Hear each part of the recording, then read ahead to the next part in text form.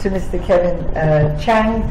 Should I call him Advocate Kevin Chang, lawyer? He's a lawyer of the Supreme Court of the Australian Capital Territory and a visiting scholar in peace and conflict at the University of Sydney. So another person who combines activism and academia. He has had two decades of serving as an advisor in international human rights law, justice sector reform and conflict mediation, and has been with the United Nations Peacekeeping, Development and Humanitarian mandates as a senior role of law advisor in Myanmar, Ethiopia, Timor-Leste and South Sudan. And so he has experience on the ground as well. He did say to me that he decided that he had to become a lawyer after experiencing how far law is crucial on the ground in these situations. Thank you, Kevin. I hand over to you.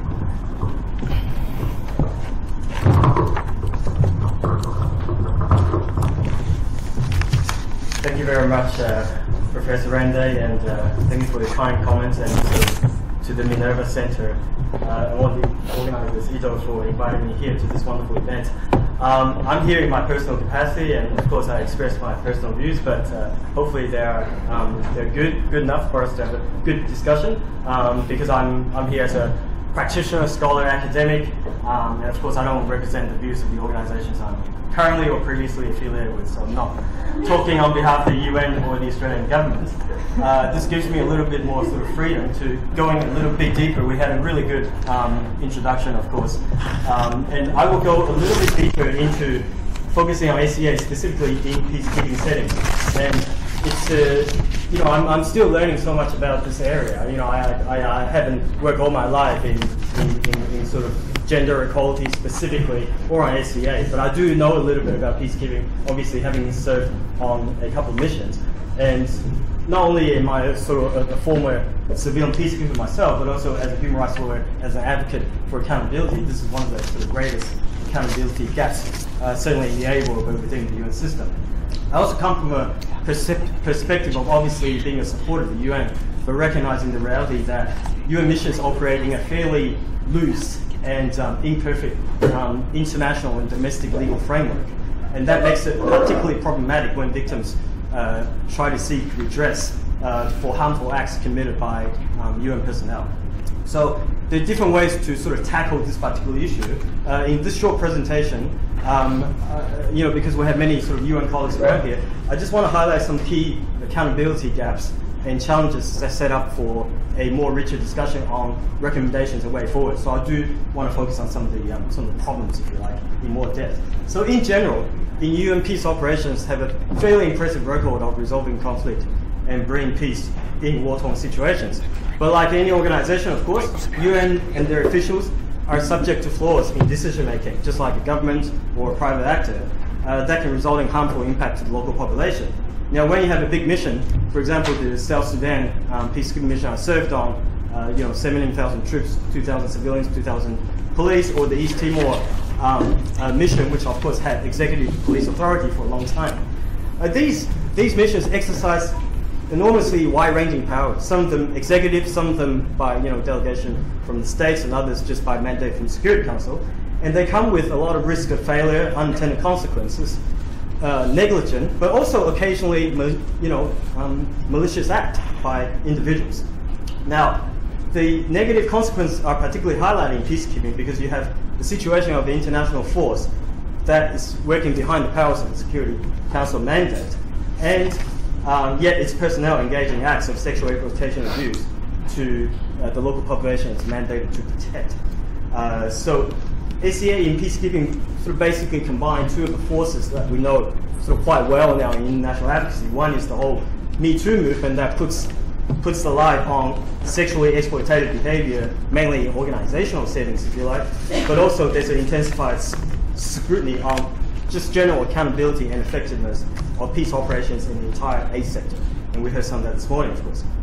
So the impact is, apart from the obvious sort of immoral and unconscionable aspect of sexual exploitation and abuse on victims, such conduct, of course, harms the reputation of the organization. They constitute a grave breach of trust especially by the host community, but also the international community, and also serves to reinforce the trauma and the methods of warfare that the population would already be experiencing, sometimes for decades. So, but UN peacekeeping is sort of quite distinct from SCA problems facing other ACE sectors in several ways, because there's a special legal regime that applies to UN peace operations, firstly. But also within the sort of broad ACE sector, peacekeeping probably for the wrong reasons, but I think we can be fortunate in some other aspects that because it has a longer sort of documented history of abuse, we have more experience and a better developed accountability regime than perhaps the rest of many aspects of the ACE sector. And I would say for certain compared to some of the UN aid agencies, non-peacekeeping. But of course, until recent times, there's been little attention to the UN's capacity to inflict harm. So peacekeeping is a good example where the expansion of the UN's role over the years has given greater awareness, both under international law, domestic law, and within UN's own system of internal justice. Now, just to give you typology for type of harms, lawyers will have different ways you can commence an action. But harms done to a local population are, of course, not limited to sexual exploitation and abuse. They can include tortious acts, so acts of negligence. They can include contractual breaches, of course.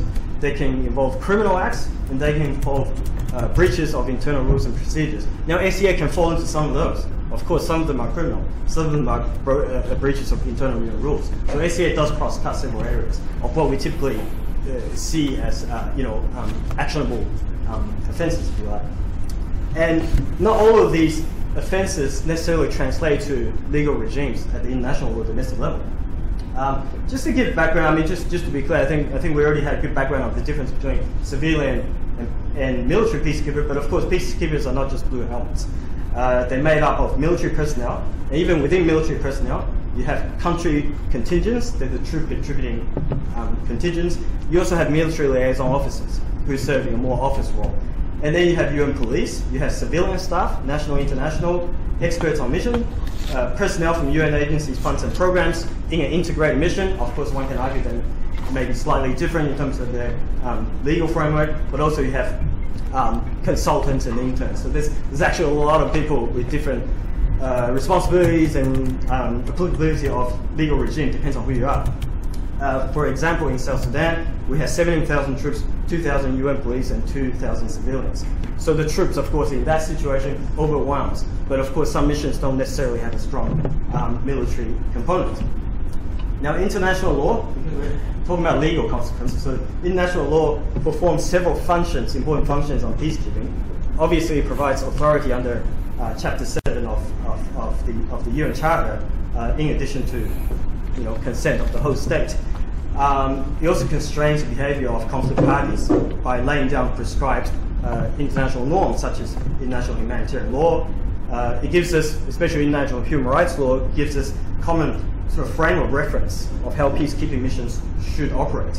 And of course, Secretary General Kofi Annan was really the first Secretary General to declare that UN peacekeepers are subject to international law and must observe international human rights law. That statement was not made before. So, the legal framework under which the peacekeeping mission operates is usually an agreement between the host state and the UN, and that's called the Status of Forces Agreement, or SOFA, to keep it simple.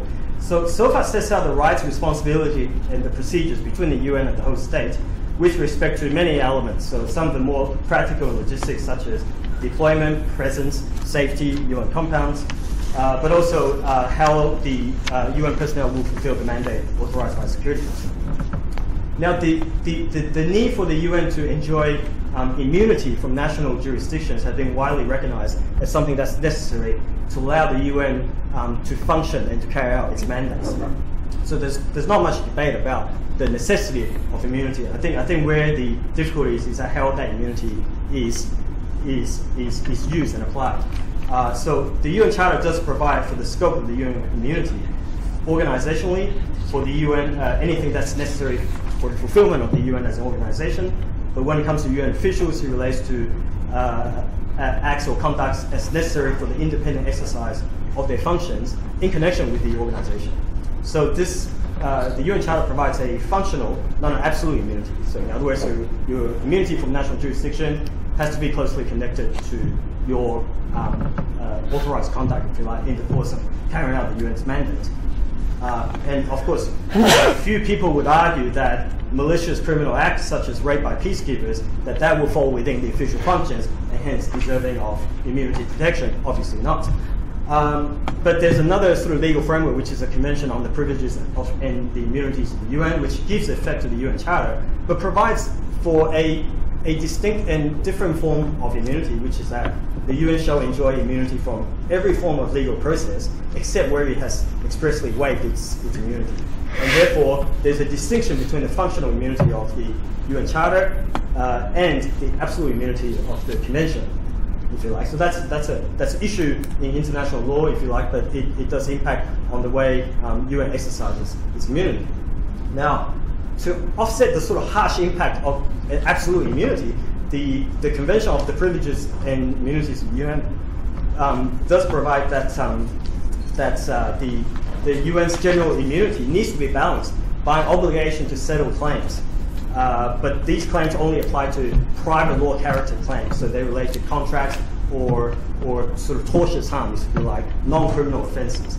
I go on to military peacekeeping a little bit to complement what was already discussed. So, as you know, military peacekeepers serve in national contingents. They report to their own commanders, who are responsible for disciplining their own troops. They're not covered by the immunity of international treaties, but by memoranda of understanding between the UN and the contributing state, where the contributing state assumes responsibility for criminal prosecution.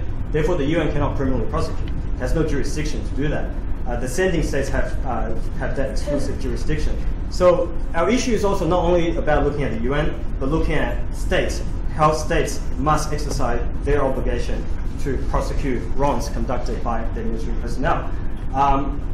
And of course, that relates to some of the issues that was discussed, including having substantive laws in national jurisdiction and extraterritorial application of that when their military contingents are on mission.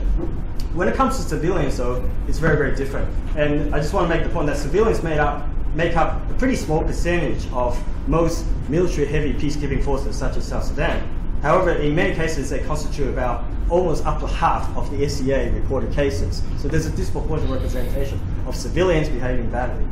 And they're very different to military because civilians basically apply for a job, they get their medical clearance, security clearance, and off you go. The national government really has nothing to do with that. Whereas for military, the sending states have the responsibility. For civilians, there's no sending state, and the host state, in theory, has primary jurisdiction over civilian peacekeepers. However, why don't host states prosecute, for example, in South Sudan or in any other host state? Well, because generally it's the reality of peacekeeping missions. The missions operate with the consent of the host state, with the authorization of the Security Council. So they're there on the invitation of the host state, and the host state in many ways are subject to or rely on the UN's mandate and power. And they're politically not in a position to push back against the UN to pursue UN officials for criminal wrongs. Their national systems may also be weak or non-existent or overwhelmed due to the conflict. So since 2015, there has been almost 60 cases of civilian sexual exploitation and abuse. About 20 have been substantiated, this data may be a little bit dated, for serious crimes, so rape, attempted assault, sex with minors. So far there has not been any that I know, maybe this has to be updated, that has been successfully referred to a national jurisdiction. So you have a situation where you have a significant gap in national and domestic law where in practice nobody is really taking responsibility for prosecuting civilian UN peacekeeping wrongs, criminal wrongs. Now, there's been some discussion since 2006 about treaty obligations or the MOU between UN and states to prosecute civilian nationals. However, member states are generally not willing to take this up. Now, so we're left with sort of fairly imperfect UN internal mechanisms. And if we consider SEA, some of them are serious crimes, such as rape. So the sort of internal administrative procedures outlined, for example, investigation and loss of employment, these are internal disciplinary matters within the workplace. But the UN does not exercise criminal jurisdiction over their staff. So the worst thing that can happen is that they lose a job and probably can't get another job in the future.